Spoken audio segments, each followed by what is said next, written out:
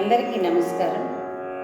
ఈరోజు నేను మా గురువుగారైన డాక్టర్ బాలా త్రిపుర సుందరి గారు స్వయంగా స్వరపరిచినటువంటి ఈ కృతిలో వ్యాకరణాంశాలు, ఛందస్సు అనే విషయాన్ని గురించి ప్రస్తావించబోతున్నాను.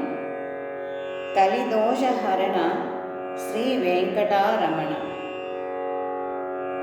సంగీత రచనలో పాదము నిడివి స్థిరంగా ఉండాలి అనేదానికి కలిదోషహరణ శ్రీ వెంకటారమణ కాచి మము బ్రోహుమ కమలలోచన శ్రీ వెంకటారమణ అనే పల్లవిలో నిడివి స్థిరంగా ఉంది.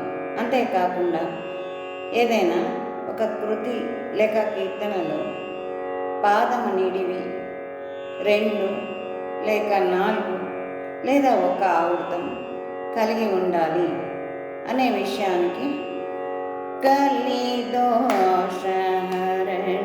శ్రీ వెంకటారమణ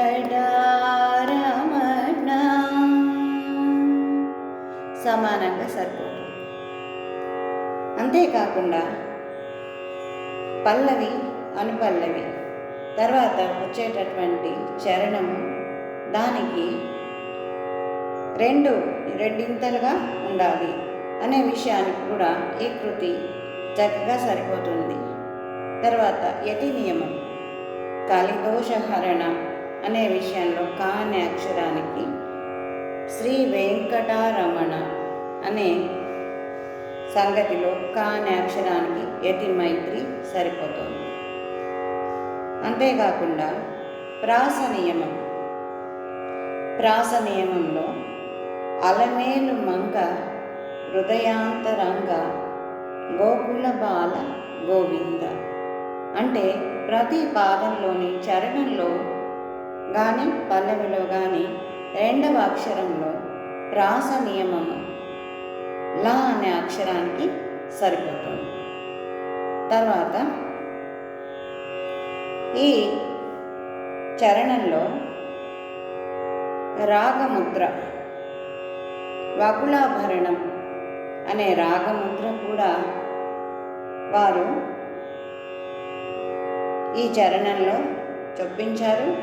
అంతేకాకుండా వాగ్గేయకార ముద్ర బాల గోకుల బాల అనే పదంలో ఆవిడ తనదైన వాగ్గేయకార ముద్రను కూడా పెట్టారు.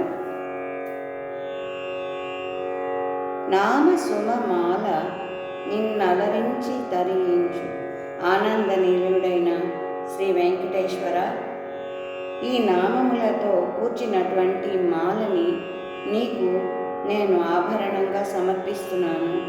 దీనిని స్వీకరించి తరింపచేయవయ్యా ఆనంద నిలుడైన శ్రీ వెంకటారమణ అనే విషయాన్ని ఎంతో ఆర్తిగా భక్తియుతంగా తెలియజేశారు. ఉత్తమ వాగ్గేయకార లక్షణాలు కలిగి ఉన్నటువంటి ఈ కృతి మా గురువుగారి ద్వారా నేను నేర్చుకోవడం నాకు చాలా ఒక విలువైన అదృష్టంగా భావిస్తున్నాను.